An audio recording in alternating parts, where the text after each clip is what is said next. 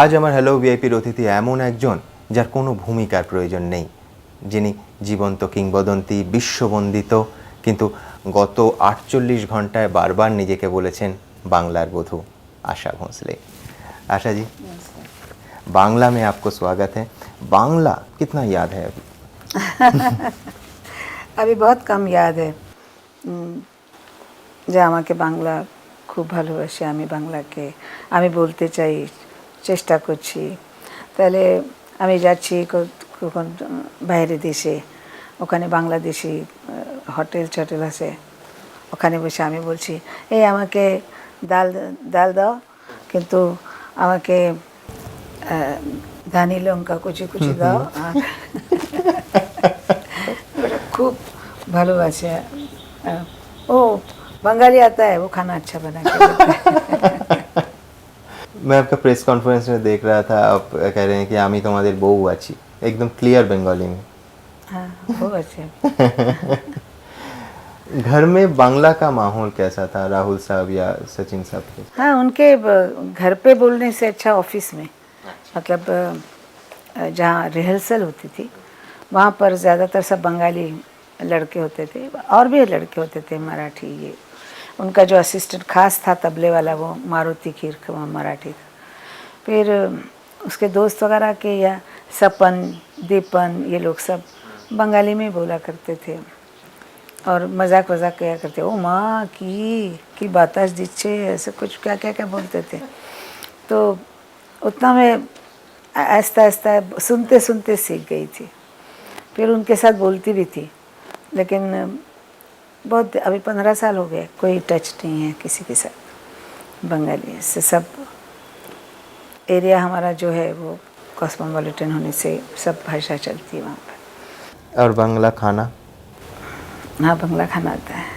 मलाई कड़ी, सरसों बाटा, परसा बड़ी दिए कर परे। अब मुझे मालूम नहीं इसको क्या बोलते हैं, पर चिंगड़ी माछ को मसाला लगा के कोला के पत्ते में दे के, कोला के पत्ते में दे के उस पर चावल डालने का, चावल बनाते। बहुत चीज़ें ऐसे करती थी। लोग बोलते हैं सिर्फ आपके गले में नहीं, हाथों में भी जादू है, बहुत अच्छे खाना पकाते हैं, बिरयानी पकाते हैं। मेरे रेस्टोरेंट हैं, हाँ, 5-6 रेस्टोरेंट हैं, अबू धाबी, दुबई, है। हाँ, कुवैत, बहरीन, लंदन। तो उसमें 2 पेज मेरे हैं, जिसमें मेरा जो मैंने खाना बच्चों को खिलाया वही उसमें दिया हुआ है। और मैंने सुना है कि उस जो रेस्टोरेंट्स हैं उनके शेफ्स को आप खुद ट्रेनिंग देते हैं। जो असल शेफ़ है वहाँ का, हाँ। वो तो सारा पंजाबी फूड ये वो देते, लेकिन मेरा अलग शेफ़ है जो मैं उसको बताया मेरा खाना। बड़ा मज़ा आता है सफ़ेद कोट पहन के, टोपी पहन के खड़ा रहना। आशा जी, लगभग 19 साल बाद आप रविंद्र संगीत गाएं, तो ये अनुभव कैसा रहा? 20 साल हो गए, बहुत साल हो गए, ज़्यादा ही हुए, कम नहीं।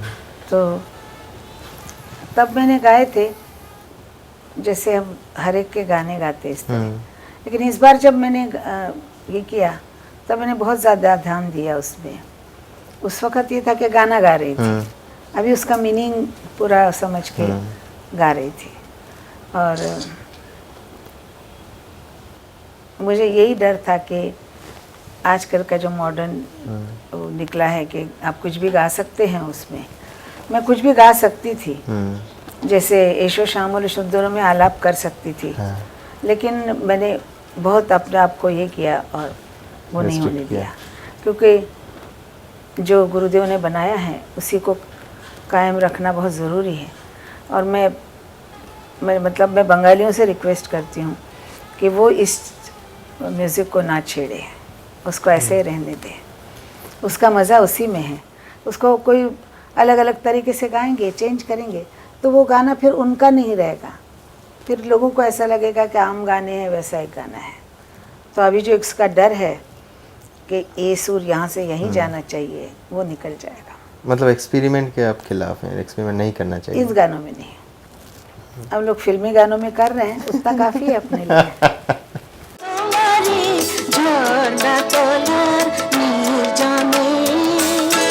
মাটিরে কলস আমার ছাপিয়ে গেল কোন ক্ষণে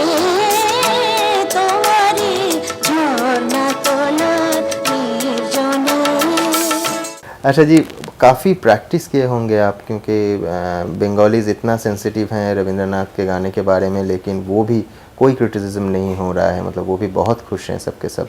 तो काफ़ी प्रैक्टिस किए होंगे आप। प्रैक्टिस ने बोल सामने हो हाँ तो कोई तकलीफ नहीं होती, बोल अगर नहीं दिखता हाँ। तो मुश्किल होती। तो मैं बराबर पढ़ के गा रही थी। और इतने सालों के बाद जौ खून तो खून ये तो आ ही जाता है, इतना वो नहीं रहता इंसान बुद्धू के जो खून बोलेगा, जौ खून ही बोलेगा। तो और ऐसे बीच बीच में मैं थोड़ा बंगाली झाड़ती रहती हूँ, तो थोड़ा सा मैं लिखती भी थी पहले। अच्छा, बांग्ला में? बांग्ला लिखना मैंने शुरू किया था, तो लेकिन बहुत टाइम नहीं मिलने से फिर आधे में रह गया। वैसे हमने सब भाषाओं का ऐसे ही किया, पहले उर्दू सीखा, हिंदी सीखा, क्योंकि हमारी ज़बान मराठी है।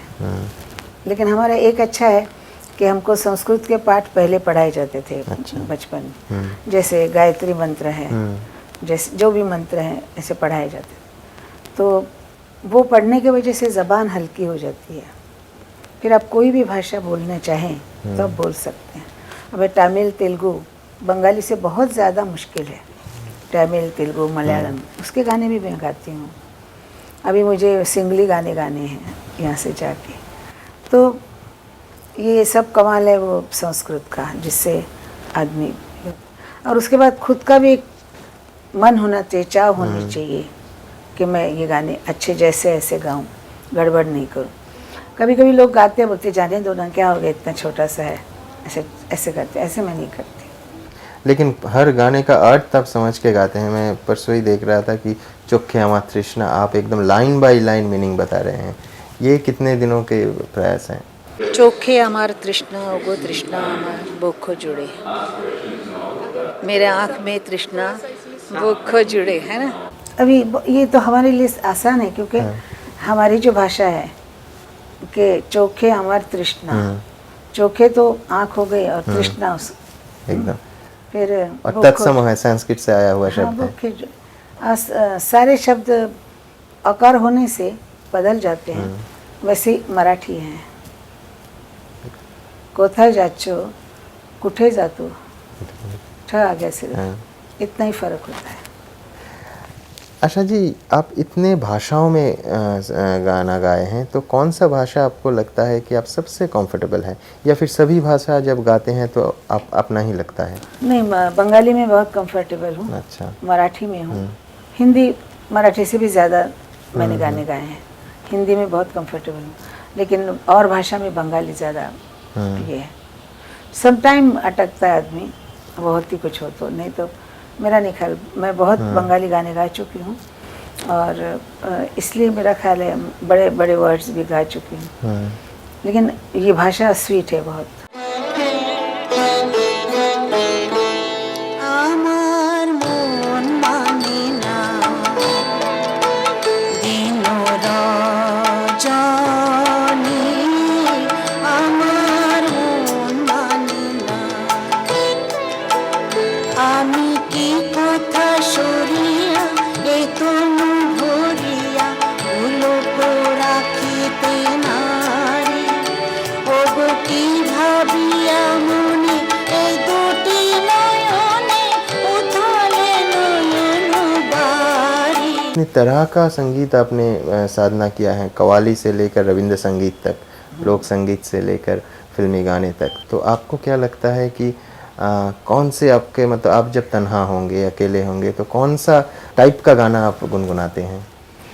ज़्यादातर क्लासिकल में ध्यान रहता है, और ऐसे कभी कोई गाना ऐसा आता है। सुबह से बंगाली गाना दिमाग में चल रहा है, तो बंगाली गाया बहुत। तो लेकिन कभी कभी ये होता है, मेरे पिताजी ड्रामा आर्टिस्ट थे और क्लासिकल सिंगर थे, उनके गाने प्रैक्टिस करती हूँ। तो ऐसा कोई एक ही ये नहीं होता है, बहुत गाया है तो बहुत जगह पे उसका ये होता है, उपयोग होता है। एक सवाल जो शायद कोई भी रिपोर्टर हर इंटरव्यू में आपसे पूछा होगा, 75 साल की उम्र में ये आवाज़, इसका राज क्या है, इस जादू का राज क्या है? कुछ राज वगैरह नहीं है, क्योंकि रिवाज को छोड़कर कोई रियाज करना पड़ता है। अपना मन जो है आपका मन क्या बोलता है उसके ऊपर आपका शरीर, आपका हर चीज़ चलती है, क्योंकि और आपकी विल पावर कैसी है। अदरवाइज आदमी जैसा सोचेगा, अब मैं बोल सकती हूँ अभी इतना हो गया, गा लिया इतना, अभी बस करो, ये भी हो सकता है, लेकिन मैंने ऐसे कभी सोचा नहीं। मैंने सोचा जब तक आवाज़ है मैं गाऊँ, और गाने में मेरे को अच्छा लगता है। मैं बाहर आती जाती हूँ, बहुत घूमती हूँ, तो अच्छा लगता है। अच्छा जी, मुझे याद है आज से करीब 10 साल पहले रंगीला आया था, तो हर लोग बोलते हैं कि आशा जी का क्या कोई जनरेशन गैप महसूस नहीं होता उस रंगीला में, जो वो एक माइलस्टोन फिल्म था यंगस्टर्स का, नया जनरेशन का, उसमें भी आपका आवाज़ और वो भी बिल्कुल मिला हुआ है। तो ये कैसा, मतलब आप जनरेशन गैप शब्द को मानते हैं या नहीं? होता है, लेकिन उसको मिटाना पड़ता है। जनरेशन गैप होता ही है। जब हम अपने पोते के साथ कैसे वो मिटाते हैं, बच्चे जब छोटे होते हैं और हम उम्र से बड़े होते हैं, लेकिन उनके साथ जब हम खेलने लगते हैं तो हम अपने आप को उसी उम्र में ले जाते हैं, तब वो हमको प्यार करते हैं। अगर हम लोग बैठे रहेंगे तो वो नहीं प्यार करेंगे। इसी तरह नई जनरेशन की जो भाषा है, जो गाना है, वो हमें बोलना है, तभी वो हमसे प्यार करें। अब ऐसे ही हुआ शरारा, कम वक्त इश्क वगैरह ऐसे गाने गाए तो वो लोग ये करने लगे, प्यार करने लगे। उनको लगता है वो हमारी एज की है, सब ऐसे सोचते हैं। हर एक को लगता है कि वो हमारी एज की है, 75 से लेके 10 साल तक। तो ये अपनी क्या सोच है कि क्या करना चाहिए। अच्छा जी, फिल्मी दुनिया में कोई भी फिल्म स्टार का भाई बहन बेटा बेटी जब फिल्म में आते हैं तो एक ऑब्वियस कंपैरिजन होता है जो सक्सेसफुल पीढ़ी है। तो आप जब संगीत में आए तब लता जी एस्टैब्लिश हैं, तो इसको मैंने एक जगह सुना है कि इसीलिए आप थोड़ा वेस्टर्न किस्म के गाना, इंग्लिश गाने पे अपना जादू फैलाया है। तो ये ज़रा बताएंगे कितना कठिन था लता जी के पास अपने आप को एस्टैब्लिश करना? दीदी का जो आवाज़ और जो भी था वो ज़रा पतला आवाज़ है उसका, और ज़्यादातर मेलोडीज़ गाने वो गाती हैं, और गानों के लिए उसको अच्छा नहीं लगता है। और मैं बचपन में बहुत इंग्लिश पिक्चर देखती थी, जिसमें कैरवन मिरांडा, कैथरीन विलेंटिना या एल्विस प्रेस्ली या कोई भी उस ज़माने के गाने वाले जितने भी थे, तो उनकी गाने की मैं नकल करती थी, आवाज़ की नकल करती थी। मतलब वो नकल करते करते आवाज़ चेंज हो कर सकते हैं, कुछ भी गा सकते हैं, ऐसा हो गया। और क्लासिकल तो घर में चलता ही था, लेकिन ये सब हमको मैं करती थी। घर में अच्छा नहीं लगता था किसी को कि ओपेरा सिंगर जैसा चिल्ला रही है, कुछ भी तो अच्छा नहीं लगता था। माँ बहुत गुस्सा होती थी, लेकिन उसका उपयोग मुझे हुआ फिल्मी गानों में। इना मीना डिका जब आया 56 में, तब मैंने एल्विस प्रेस्ली की पिक्चर देखी थी, और इस तरह मैंने अपने आवाज़ को ज़्यादातर वेस्टर्न के तरफ लिया, क्योंकि मुझे मालूम था कि दीदी के जो स्टाइल में मैं गाऊंगी तो वो नहीं चलेगा, क्योंकि लोगों को कुछ डिफरेंट चाहिए। और वैसे ही हुआ कि वो एक बाजू संभालती थी और मैं एक तरफ थी, दोनों तरफ हम मतलब गा रहे थे। और कुछ नहीं तो 60 साल संभाले हमने। बाद में फिर बाहर आना जाना शुरू हो गया। और एक होता है ना कि उसी में रहने से आदमी थोड़ा सा उगता जाता है, बहुत साल हो जाते हैं, फिर घर भी होता है, बाल बच्चे भी होते हैं, बहुएं, ये तो। लेकिन मुझे प्रोग्राम करना बहुत अच्छा लगता है। उसमें क्या होता है, देर एंड देन चिट्ठी मिल जाती है कि आपने क्या किया, तो अच्छा लगता है शो करना। गाने भी गा रही हूँ अभी। मेरा नया क्या बोलते हैं उसको, पूजा का सॉन्ग आ रहे हैं बहुत सालों बाद। बर्मन साहब ने किए थे, उसके बाद अब आ रहे हैं इस पूजा में। कंपैरिजन कभी आपको तंग नहीं करता है कि इतने सालों बाद भी, मतलब जैसे बंगालियों को ईस्ट बंगाल वर्सेस मोहन बागान, सौमित्र चटर्जी वर्सेस उत्तम कुमार, आशा कैंप लौता कैंप, मतलब ये आपको नहीं लगता है कि क्यों लोग लड़ा देते हैं? कैंप था कि नहीं मुझे मालूम नहीं, लेकिन मैंने कभी ध्यान नहीं दिया इस तरफ, क्योंकि मेरा काम था, मुझे काम चाहिए था, पैसा चाहिए था, बच्चे बड़े करने थे। मुझे वो कैंप और फर्स्ट सेकंड इसका कभी कुछ सोचा नहीं, मैंने कभी नहीं सोचा। मुझे एक ही काम था कि मेरे बच्चे बड़े करने हैं। भगवान की दया से सारे बड़े हो गए, शादियाँ ये वो, तो वो काम मेरा पहला था, मेरा कर्तव्य था वो, और कर्तव्य से कभी हटना नहीं चाहिए। हट सकती थी, कुछ भी कर सकती थी मैं, लेकिन मैं अपने जगह से हिली नहीं। बच्चों को मैंने अलग नहीं होने दिया, आखिर तक पकड़ के रखा, कुछ भी हो जाए। तो वो काम मेरा था। इसके लिए बहुत लोग नाराज़ होते थे, सब लोग चिढ़ते थे, कोई बच्चा भी छोटे नहीं है, बड़े हो गए। मैं कहा मेरे लिए छोटे ही हैं वो, और मैं जब तक ज़िंदा हूँ मैं उनको मेरी देखभाल में रहेंगे। वैसे ही हुआ। इसलिए क्या बहुत सारे लोग मानते हैं कि भारत का सबसे सक्सेसफुल सिंगल मदर अगर कोई हो एक फेज़ में तो वो आप हैं, क्योंकि आप बच्चों को जिस तरीके से परवरिश किया है जी। और अपने कैरियर संभालते हुए भी, वो मतलब भारत में एक एग्जाम्पल सा है, मतलब आने वाले पीढ़ी के पास भी। ये मानते हैं आप?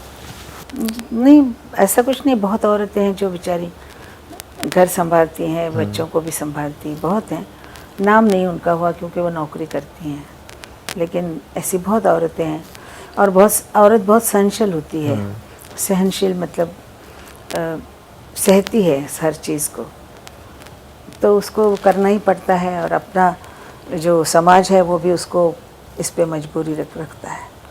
आदमी थक के आता है तो चाय मांगता है, लेकिन वो बेचारी आती है तो उसको बनाना पड़ता है। तो ये चीज़ें हैं, अभी भी अपने देश में चली आ रही हैं। ऐसे कोई उसको सहारा नहीं मिलता है कि मैं बच्चे संभालूँ, तू गा के आ जा। तो फिर मैं पुराने नौकर ये वो आया लोग, और नज़दीक थिएटर थे, तो गाड़ी में फट से आके देख के जाना, खाना देखना, ये करना, सब किया करते। आज जब देखते हैं कि आपके वही बच्चे एस्टेब्लिश हो गए हैं, खुश हैं, अच्छे हैं, तो ज़रूर एक एहसास होता है कि मेरा कर्तव्य मैंने पूरा किया है। एस.एच. बिहारी साहब का एक गाना है, वो सुना जाता है कि आपके स्ट्रगल के ऊपर लिखा गया है कि चैन से हमको कभी आपने जीने ना दी। ये भी गाना था, और एक गाना था अख्तर साहब ने लिखा था, जान निसार अख्तर साहब ने। क्या गाना था, भूल गई मैं भी। बेकसी हद से जब गुजर जाए तो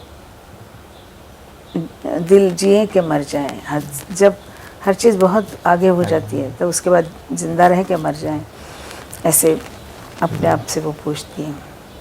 ऐसे वो गाने लिख के खुद बोल देते थे हमको, ये आपके लिए लिखा है हमने, आपका है लाइफ है, ऐसा बोल के देते थे। बिहारी ने भी ऐसे ही दिया था। आपने बहुत जगह पहले कहा है कि राहुल साहब से आपका जो रिश्ता है उसमें रोमांटिसिज्म से ज़्यादा एक इंटेलेक्चुअल डिपेंडेंस, एक दूसरे को अंडरस्टैंडिंग और हाथ बटाना, ये ज़्यादा था। तो थोड़ा कहेंगे कि कैसा था? क्योंकि वो गाना बनाता था, मुझे सुनाता था और मुझे अच्छा लगता था तो उसको अच्छा लगता था। फिर वो जो नई नई चीज़ें करता था वो मुझसे गवाता था।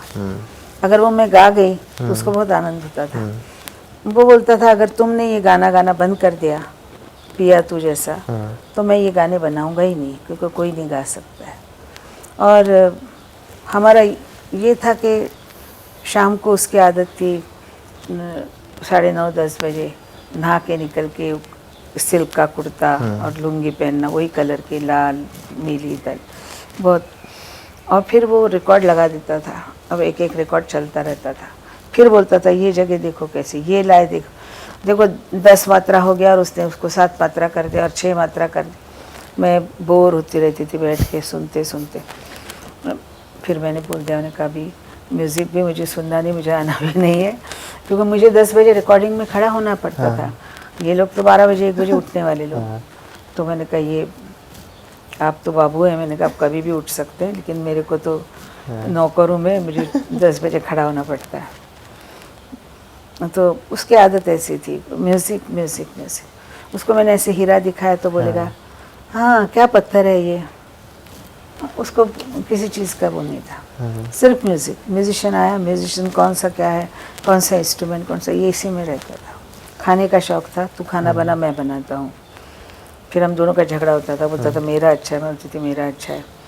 अगर उसने बनाया तो मुझे ज़बरदस्ती खाना पड़ता था, इसलिए मैं उसको कभी अच्छा नहीं बोलती थी। और एक कहानी बहुत बार सुने हैं, तीसरी मंजिल का वो गाना जिसमें एक चैलेंज हुआ था, आजा आजा मैं तेरा। वो आया और उसने कहा कि गाना है, आप गाएंगे मेरा गाना? नया नया आया था एज ए म्यूजिक डायरेक्टर। हाँ। तो मैंने कहा गाऊंगी, मेरा काम ही है गाना गाने का। तो उन्होंने वो गाना मुझे सुनाया। तो पहले तो मैं बड़ी अकड़ में थी कि मैं कुछ भी गा सकती, लेकिन जब उसका हा हा हा वो आया तो मैं सोच में पड़ गई। मैंने कहा अरे गड़बड़ है, ये तो मुश्किल काम है। मैंने कहा मुझे तुम थोड़े 2-3 देना पड़ेगा तुमको, कल गाना नहीं होगा। ठीक है, 4-5 दिन दिए। उसमें मैं बहुत प्रैक्टिस करती रही उसका, कि सांस अंदर लेना और बाहर फेंकना, उसमें लय बांधना, ये किया। ये करने के बाद रीजन रिकॉर्डिंग था, उस दिन मैं नर्वस थी। तो मैं दीदी के रूम में गई, हमारी बड़ी दीदी के। अच्छा। तो मैं बैठी हुई थी। बोले क्या बात है, तू घूम क्यों रही है ऐसे इधर उधर? मैंने कहा दीदी एक गाना है, नाक कटने वाली बात है, अगर अच्छा नहीं हुआ तो नाक कटेगी। कहते क्या बात कर रही है? मैंने गा के बताया। बोले जा तू पहले मंगेशकर है, बाद में भोसले है, तुम्हारा गाना ठीक हो जाएगा। और उस दिन गाना अच्छा भी हुआ मेरा, और 500 रुपये पंचम जीता। नासिर साहब 500 रुपये हार गए, वो रफ़ी साहब की तरफ से थे और पंचम मेरी तरफ से। बोलते देखो 500 रुपये मैं जीत गया आज।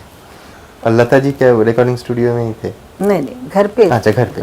मैंने सुना है कि हैरिंगटन वो आपके ड्रेस, आपके स्टाइल स्टेटमेंट का बहुत प्रशंसा किया है और लिखा है कि ये जो फ्यूशन है ये आपके चेहरे में भी है। आप एक टेनिस शू पहने हुए थे, तो इसके बारे में उन्होंने लिखा है। हाँ, एक प्रोग्राम था, हाँ। क्रोनोस क्वार्टेट, ये अमेरिकन ग्रुप है, उसके साथ मैंने गाने किए पंचम के। तो गाने के इस पे तो मैंने टेनिस शूज़ पहने हुए थे, और मैंने ऐसे मेरे बेटे से कहा, मैंने कहा जाऊँ ऐसे, अभी चेंज करूँ टाई। जाओ, मैं चली गई। उसका इतना ये हुआ कि टेनिस शूज़ पहन के गाना गाने का। आज भी बंगाली सचिन कर्ता के गाने का बहुत शौकीन है, तो उनसे आपका एक फेज़ मैंने पढ़ा है ऐसा था जहाँ लता जी से सचिन यार गाना नहीं चाह रहे थे और वो आपके हाथ पकड़ा है, और वही एक आपके करियर का भी एक माइलस्टोन हो गया। तो उनसे काम हाँ, करने उन्होंने काफ़ी मुझसे गाने गवाए। 9-2-11, टैक्सी ड्राइवर में एक गाना था, फिर काफ़ी उनके मैंने गाने गाए। लेकिन फिर गाइड के वक्त उन्होंने फिर पंचमी दीदी को ये किया, लेके गया।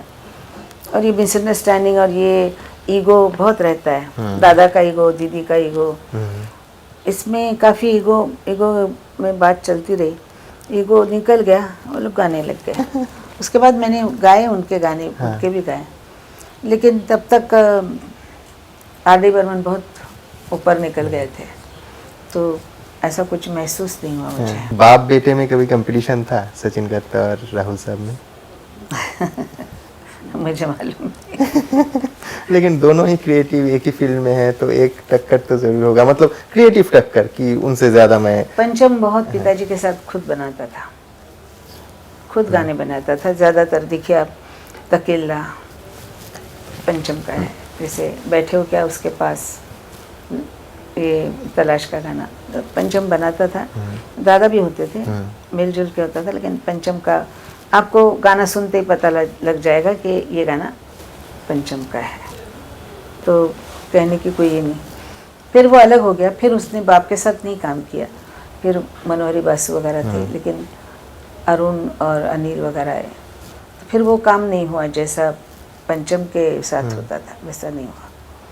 तो उनका स्टाइल भी वैसे अलग था। वो बोलते थे फोक को मत छोड़ो, फोक को मत छोड़ो, लेकिन सिर्फ फोक के साथ भी नहीं चल सकता था। और पंचम बहुत ज़्यादा वेस्टर्न म्यूजिक का शौकीन था। दोनों के काम करने का तरीका जो है, मतलब style of functioning, style of creativity कितना अलग था सचिन साहब और राहुल साहब?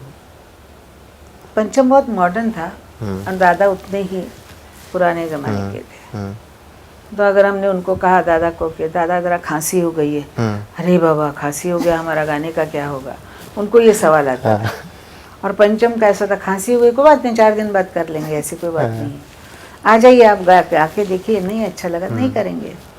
पहुंच गए, उधर थोड़ा गाना गाया, बोलते थे अभी ज़रा माइक पे आ जाइए। माइक पे गए, नहीं अच्छा लगा चले जाना। माइक पे का अच्छा हो जाता था, बोलता था देखो अच्छा हो गया, चलो छोड़ो, हो गया गाना। इस तरीके से काम करता था। पंचम के जैसे आर्टिस्ट को गवाना और किसी को नहीं आता था, बहुत अच्छा गवाता। नर्वस नहीं होने देता था आर्टिस्ट को। खुद आर्टिस्ट नर्वस रहता था, लेकिन वो अपनी तरफ से बहुत उसको ये रखा। अच्छा जी, आजकल के डायरेक्टर जैसे ए आर रहमान, मैंने सुना है पहली दफ़ा जब आप देखे पहली बार ए आर रहमान को तो आप सोचे कि शाहरुख खान है। हाँ, इतने लंबे लंबे बाल ऐसे लगे और अंधेरे रूम में बैठा हुआ था। काम करने का स्टाइल बहुत अलग है, बहुत ही अलग है। पहले गाना कर लेते हैं एक रिदम पे सुर लगा के, और उसके बाद वो भरते हैं पूरा गाना। फिर वो डुएट भी हो जाता है, कोरस भी हो जाता है, कुछ भी हो सकता है। वो बाद में भरते हैं, तो हमें पहले पता नहीं होता गाना हमने जो गाया है वो कैसा रहेगा। उन्होंने ऑस्कर जीता है, बहुत अच्छी बात है, इंडिया का नाम ऊंचा किया है। आशा जी, आप खुद एक फैशन स्टेटमेंट है, आपका अलग एक स्टाइल है, चाहे वो बंगाली स्टाइल जो लोगों ने देखा है परसों, या फिर मराठी स्टाइल जो भी कोलकाता के लोग ने देखा है।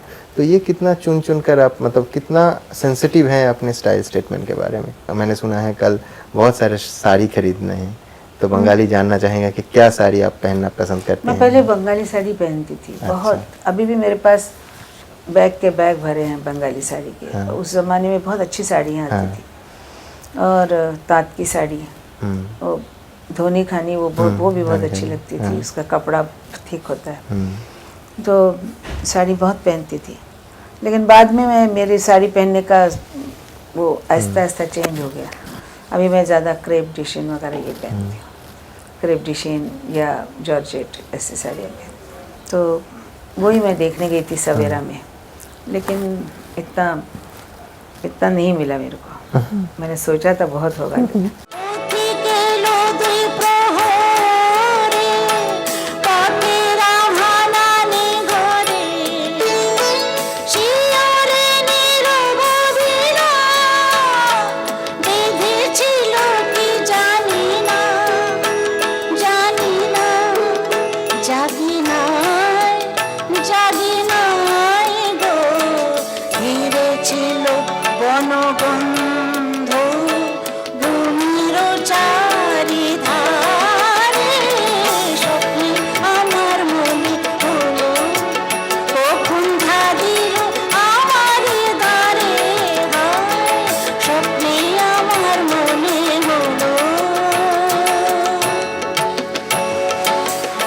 अच्छा जी, आप को जानकर खुशी होगा कि जो बांग्ला आधुनिक गाने आपने गाए हैं, महुआए जो मेचे आज मोह हो, चोखे चोखे कथा बोलो, तो वो आज भी एकदम समान लोकप्रिय हैं।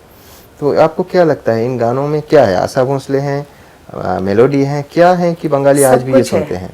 इसमें पहले तो मैं कहूँगी कि गौरी प्रसन्न मजुमदार और आर.डी. बर्मन और आशा भोसले, क्योंकि बोल बहुत ही बढ़िया लिखते थे। फूले गंध नहीं ए तो भक्ति पारे ना, सुरे छंद नहीं ए तो भक्ति पारे ना। तो ऐसे बोल लिखना, और बोल बंगाली हो चाहे मराठी हो, हम लोगों को शब्द अच्छे चाहिए। अगर शब्द अच्छे नहीं होते तो हमको गाना सुनना अच्छा नहीं लगता है, क्योंकि उस गाने से आदमी कुछ सीखता है, कुछ दिमाग में बैठता है, कोई प्यार करता है उस गाने से, वो गाना सुन के किसी से प्यार करता है। और ऐसे ऐसे बोल होते हैं जिसके या गाकर किसी से प्यार का इजहार करते हैं, मार्फत जाता है, कोई भगवान की तरफ जाता है, ऐसे बोल होते हैं। तो बोल पहले हैं, फिर संगीत बहुत अच्छा होना चाहिए, और फिर उसके बाद गाना भी अच्छा चाहिए। तो मुझे ऐसा लगता है कि ये तीन हम एक साथ जब तक रहें तब तक गाने बहुत अच्छे हुए। गौरी प्रसन्न मजुमदार के बाद होंगे, मैं जानती नहीं हूँ क्योंकि मैं बंगाली नहीं हूँ, लेकिन मुझे कोई अच्छा गाना उसके बाद मिला नहीं इतना कि कहूँ मैं कि हाँ ये गाना बहुत सुंदर है। तो ऐसा क्यों हुआ है, आप मुझे बताइए कि हर एज में बहुत लिखने वाले थे लास्ट एज में, उसके बाद 25 साल हो गए या 30 साल हो गए, गाने लिखने वाले नहीं हैं, गाने बनाने वाले नहीं हैं। ये क्या वजह है, किस लिए ये सब ऐसा हो रहा है? आपको क्या लगता है कि जो डेप्थ हैं, इमोशंस के डेप्थ हैं जो कागज़ में उतराया जाता है, तो उसमें ही कुछ मतलब ये थोड़ा सुपरफिशियल हो गया है अपने इमोशंस इस जनरेशन का, या बहुत फास्ट हो गई दुनिया, जो ज़्यादा सुनने का लिखने का टाइम नहीं है, या कुछ फास्ट हो गया, आई डोंट नो। क्या हिंदी में भी यही एक ही चीज़ आप हिंदी में भी आ गई ये चीज़, मराठी में भी आ गई है। तो हम लोग बहुत बड़े बड़े कवि जो हो चुके हैं उनके गाने गाते हैं ज़्यादातर, जो बहुत अच्छे कवि अभी थोड़े साल पहले 2-3 साल पहले गुजर गए उनके, लेकिन वो भी ऐसे ही लिखते थे, बहुत सुंदर।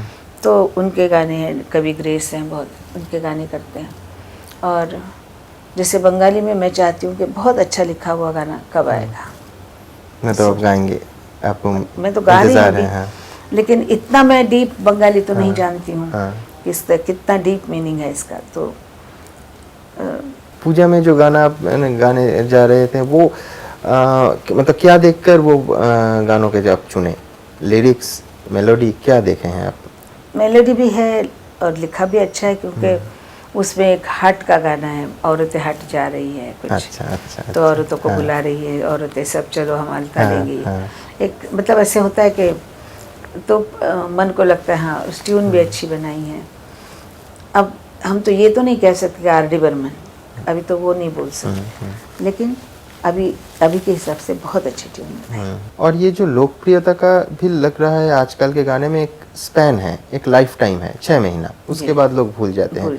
लेकिन आज से 30 साल पहले का गाना आज भी चलता है, तो इसका वजह क्या है आपको? वही लिरिक्स बहुत अच्छा लिखा हुआ, गाया हुआ अच्छा, ट्यून अच्छी, इसलिए लोगों को पसंद है। और ये जो फ्यूजन म्यूजिक है जिसके बारे में आप बहुत बार कहे हैं कि ये मतलब आपको कोई आपत्ति नहीं है अगर अच्छा हो तो, अगर उसमें तो आजकल के फ्यूजन म्यूजिक जो हैं, रिमिक्स हैं, उसके बारे में आपका क्या राय है? रिमिक्स के लिए मेरे को अच्छा नहीं लगता है। अच्छा। रिमिक्स नहीं करना चाहिए। रिमिक्स से क्या होता है कि जो असल गाना है उसको ख़राब कर देते हैं और फिर उसमें और कुछ डाल के ये वो डांस के लिए बना देते हैं, म्यूजिक वीडियो बन जाते तो हैं। गाने का वो नहीं रहता है। पसंद नहीं है, लेकिन कोई सुनने वाले भी नहीं है तो ना बोलना ही अच्छा। आशा जी, मैंने सुना है कि हेलेन जब आप गाते थे तो रिकॉर्डिंग स्टूडियो में आ जाते थे, आके इतना ही बताती थी कि मैं गा रही हूँ, चॉकलेट देती थी, थोड़ी देर बैठ के चली जाती थी। लेकिन उसको कहने का मकसद ये तो होता था कि मैं गा रही हूँ मीन्स आप और उसको ये करिएगा, मतलब मुझे गाने के लिए जैसे डायलॉग बोलना है, हंसना है। ये आजकल के जो कलाकार हैं, जो एक्टर एक्ट्रेस हैं, वो जिस गाने में वो लिप देते हैं, सोचिए आपके गाने में कोई स्टार लिप देगा तो कितना सीरियस है, कितना मतलब उस पर चर्चा करते हैं कि वो लिप कैसा रहेगा, या फिर जो नाच है दूसरे तरह के? नहीं, हम तो गा के निकल जाते हैं। अच्छा। फिर वो सीडी लेके या कैसेट लेके वो सुनते हैं और गाने को याद करते हैं और करते हैं। लेकिन सबसे अच्छा मुझे पसंद आता है मेरे इस पे जब गाती है रेखा, बहुत बहुत अच्छा करती है। रेखा बहुत अच्छा करती है, मधुबाला बहुत अच्छा करती थी, और बहुत आर्टिस्ट बीच में जो वो बहुत खुद गाते थे, तो गाते गाते जब लिप मतलब हिलता है तो वो उतना ही करेक्ट होता है, और सिर्फ मुंह हिलाते रहे तो वो यहाँ से जो दिखता है वो नहीं दिखता है गले का काम। आशा जी, मैंने पढ़ा है कि आपके माँ हमेशा बोला करते थे कि आशा डरो मत, लोकप्रियता तुम्हारे ऐसे होगा कि फिल्म स्टार से भी ज़्यादा। तो क्या इंस्पिरेशन मिला है आपके घर से, आपके परिवार से, पिताजी से, उनके गाने से?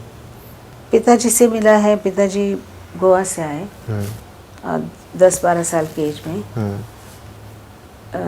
ब्रिटिश राज में आए, पुर्तगाली राज छोड़ के, और उसके बाद उन्होंने अपना नाम खुद कमाया और इतने बड़े उन्होंने कंपनी खोली जिसमें 200 आदमी काम करते थे, और हमको छोटे छोटे को मालकिन बुलाया करते थे।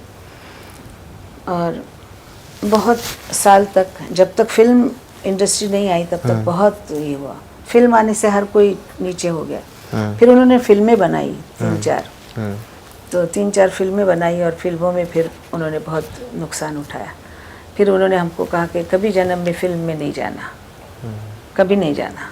लेकिन तकदीर देखिए हमको फिल्म में कैसे हम पहुंच गए। और वो मेरे क्या बोलते हैं भगवान है, जो हर वक्त हमारे मुँह से बाबा ही निकलता रहता है, बाबा ही बोलते हैं हम लोग। और माँ का ये था कि तुम, तो कुछ अजब हमें कॉन्फिडेंस देती थी कि तुम कितनी सुंदर हो।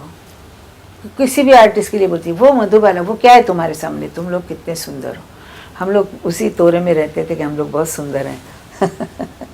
बचपन में माँ का बच्चे को बढ़ावा देना बहुत ज़रूरी है, उसको नर्वस नहीं करना चाहिए, कॉन्फिडेंस देना चाहिए। फिर गाने के लिए भी वो यही कहती थी कि तुम जो गाते हो कोई नहीं गा सकता है। मैं अगर हमने कभी घर का काम शुरू किया तो बोलती थी इसके लिए तुम्हारा जन्म नहीं हुआ है, तुम रानियाँ हो, तुमको झाड़ू लगाने का काम नहीं है तुम्हारा, ऐसा बोलती थी। फिर ये बोलती थी जो मांगोगे वही भगवान तुम्हें देगा, झाड़ू मांगते हो कि गाना मांगते हो, ऐसे बोलती थी। ऐसे बोल बोल के उसने हम लोगों को बहुत ऐसे तैयार किया कि सब लोग इसमें उतर आए फिल्म लाइन में। मेरा भाई बहुत अच्छा म्यूज़िक देता है, उषा गाती है, दीदी, मैं। शरद चंद्र साहब के किताब बहुत मशहूर हैं, तो आपने भी पढ़ा होगा, और कितने मतलब पूरे देश में आप देखते हैं कि वो हमारे मराठी में तो सब घरों में है। अच्छा, सब घरों में, क्योंकि मराठी ट्रांसलेशन है, सब ट्रांसलेशन है सब जबान में। तो विराज बहू क्या, सब दत्ता, जो भी बोलेंगे आप, पौथेरदा भी, सब देवदास तो है ही। और उनका जो खुद का उन्होंने जो ये लिखा था श्रीकांत, वो तो बहुत घर घर में ये है। तो उस वजह से लोगों को बंगाल का बहुत कुतूहल होता है कि कैसे रहते हैं, क्या करते हैं, साड़ी कैसे पहनते हैं, उल्टी साड़ी ऐसे पहनते हैं, ये वो। और आप आश्चर्य करेंगे, आजकल ये फैशन हो गया है कि औरतें शादी में बहू मतलब दुल्हन बंगाली साड़ी पहन के खड़ी होती है। अच्छा, हाँ, बंगाली, पहले वो घाघरा का आया था ना, वो कम हो गया, अभी बंगाली साड़ी पहनती है। तो सब जैसे हमारा बंगाल और वो जो महाराष्ट्र है, जैसे एक होता है ना, ऐसे। तो मुझे भी पहले मैं आई थी तो बहुत वो था कि मैं जाके देखूं कि वो साड़ी कैसे पहनते हैं, और मांग में सिंदूर होता है, और वो लाल और सफ़ेद पगड़ी होती है, सब वो सब पढ़ा हुआ सब चीज़। फिर वो पोहा कैसे खाते हैं, क्या बोलते हैं उसको, पोहा ना, वो बच्चों को देते हैं, ये है, सब चीज़ें सुन सुन के पढ़ के मतलब। और ये होता था कि तेरे पास कौन सी किताब है, मेरे पास ये किताब है, ऐसा होता था। तो मेरे घर में पूरा संपूर्ण ये है कलेक्शन, संपूर्ण कलेक्शन। जब मेरा कभी दिल करता है तो निकाल के कोई भी 2-3 पन्ने पढ़ना शुरू करती हूँ। लता जी को आपने कहे थे पुत्र के बारे में, तो वो जरा बताइए, आनंद जी के बारे में कि बिंदु चिलम। हाँ, वो मेरा छोटा बेटा आनंद है, उसको बहुत पहले से उसने ले लिया, उठा लिया, और वो भी, मैं भी बोलती थी ठीक है, तो लेके उसको बिठा के चॉकलेट खिला रही है, ये खिला रही, वो खिला रही है, वो मोटा गणपति होता जाएगा। तो मैंने जाके उसको बोला, मैंने कहा ये बिंदुर छेले हो रहा है, अभी तू बिंदुर छेले मत करना, उसको छोड़ दे, उसको यहाँ से। वो क्या शैतान था कि उसको मालूम था कि दीदी आएगी, उसको नहलाने लिया कि वो चिल्लाने लगता था। तो दीदी आके बोलते थे मत नहलाओ। मैंने कहा ऐसे कैसे होगा, मैं कहा बिंदुर छेले है क्या, हर नाम ही हो गया था बिंदुर छेले। ये जो एक क्लोज नहीं टाइप का परिवार है, जहाँ से इंस्पिरेशन मिलता है, तन्हाई में सहारा मिलता है, पूरे दुनिया में आज फैमिली टूटता जा रहा है, तो क्या लगता है कि कंपटीशन ज़्यादा था या भाईचारा ज़्यादा था परिवार के अंदर? माँ थी ना मेरी, तो माँ ने कभी हमको अलग नहीं होने दिया, किसी को भी वो जाने नहीं देती थी। मेरी बहन का सामने मकान है, शादी हुई है मीना की, वो बोलती थी तू हस्बैंड आएगा तब चल जाना, तब तक इधर ही रहना। बच्चे हमारे पास ही बड़े हुए हैं, मतलब ऐसे सब बच्चे घर में बड़े। तो उसका एक ये था कि घर एक रहना चाहिए, उसके बाजू में से कोई नहीं जाना चाहिए, उसका एक। और उसके बाद सब मानते थे, हिटलर थी वो। तो सब मानते थे उसके बाद, कोई किसी की भी हिम्मत नहीं होती थी उसको ना कहे। लेकिन सभी 2 बहन या 3 बहन एक ही प्रोफेशन में गाना गाते हैं, तो एक कंपटीशन से नहीं होता, कभी नहीं हुआ है मतलब लता जी और आपके बीच कोई कंपटीशन? नहीं, दीदी का काम दीदी को मिलता था, मेरा काम मुझे मिलता था। मैं उतनी बिजी होती थी, वो उतनी बिजी होती थी। तो ऐसा ये नहीं होता था कि अच्छा मेरे को बिल्कुल काम ही नहीं मिलता, तो शायद मैं सोचती अरे बाप रे मेरे को काम ही नहीं। लेकिन ऐसा हुआ नहीं, मैंने बहुत ज़्यादा 13,000 गाने गाए हैं मैंने। तो इतना काम करने के लिए कितना वक्त लगता होगा, कितनी बाहर रहती होंगी मैं, और कितने घंटे बाहर ही जाते थे। तो काम तो बहुत था, और इसलिए कभी कुछ दिमाग में नहीं आया। और जिसको ये होता है ना कि मुझे नाम चाहिए, मुझे नाम चाहिए, उसको तकलीफ़ हो सकती है। मुझे नाम का कुछ नहीं था, मुझे पैसा चाहिए था, बच्चों को बड़ा करना था। सच्ची बात है, क्योंकि आदमी का पेट जब तक नहीं भरता है, गाना गले से निकलता नहीं है। तो मेरे बच्चे भूखे रहे और मैं गाना गाऊं, ऐसा तो हो नहीं सकता था। तो मुझे पैसा चाहिए था। आज क्या आनंद के लिए गाना गाते हैं या आज तो पैसे का उतना? आज मैं अपने खुद के लिए गाती हूँ। इतने सालों बाद मुझे ऐसा लगता है कि मैं अपने खुद के लिए गाऊँ, मज़े के लिए गाऊँ। मुझे ऐसा नहीं कुछ होता है कि अभी बच्चों के लिए कुछ करना है, बड़े हो गए। अच्छा जी, कभी ऐसा क्या महसूस हुआ है कि क्योंकि राहुल जी आपके साथ हैं, दूसरे म्यूज़िक डायरेक्टर्स आपको लेने में 3 बार सोच रहे हैं? नहीं, कभी नहीं। मैं पहले से सिंगर हूँ ना, राहुल नहीं आया था जब से सिंगर हूँ, तो हर एक के साथ मेरे संबंध अच्छे ही थे और उनको मालूम था कि आशा बहुत ऑनेस्ट है। किसी का हमारा इतना ये होता था कि इसका गाने का कागज़ दूसरे गाने म्यूज़िक डायरेक्टर के सामने नहीं जाता था कभी, क्योंकि वो पढ़ भी नहीं ले किसका गाना है क्या है। तो हम लोग बहुत प्रोफेशनल एकदम अच्छी तरीके से इसको निभाते थे। और बर्मन साहब के गाने गाऊं, बर्मन साहब के भी दोस्त थे, जैसे लक्ष्मीकांत प्यारेलाल, ये लोग दोस्त थे। तो ऐसा कुछ वो नहीं था कि इसका गाना इसका नहीं गाना ये। आज ज़िंदगी के इस मुकाम के पहुंचने के बाद क्या आपको लगता है कि सभी मिल गया है या अभी भी कुछ रह गया है जो आपको हासिल करना है? ऐसे तो उल्टी खोपड़ी होती है ना, पानी कितना भी डालो अंदर भरता नहीं।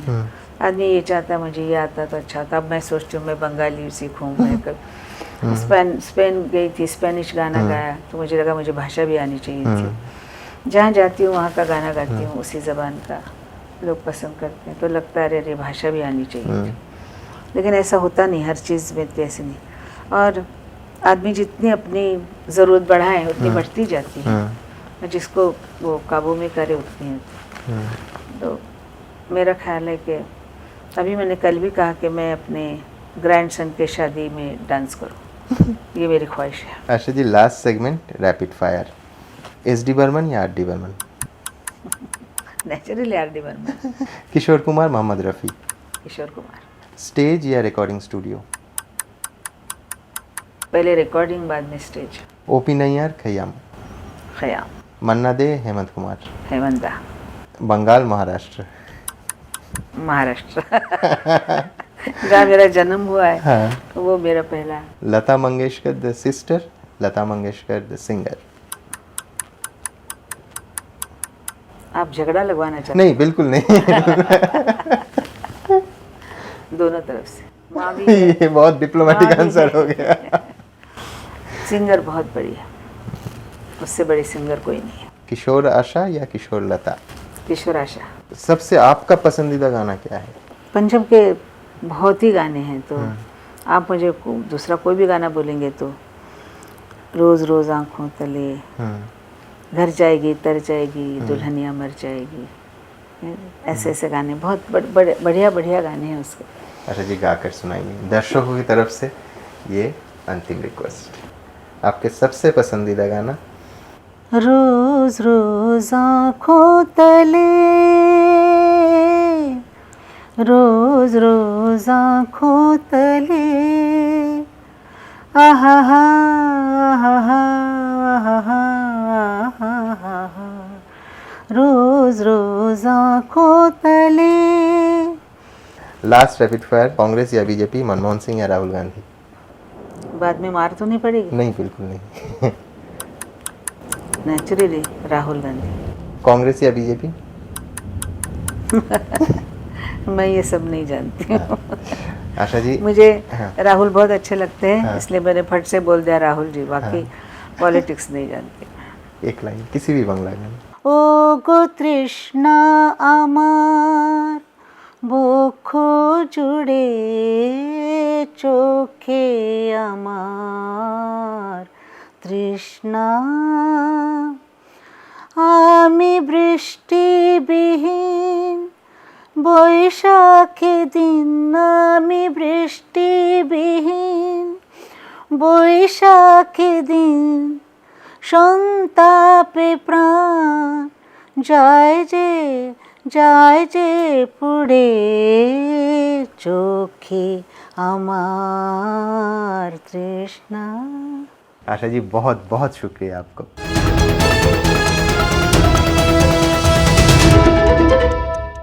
एबीपी आनंद, एगिए थाके एगिए राखे।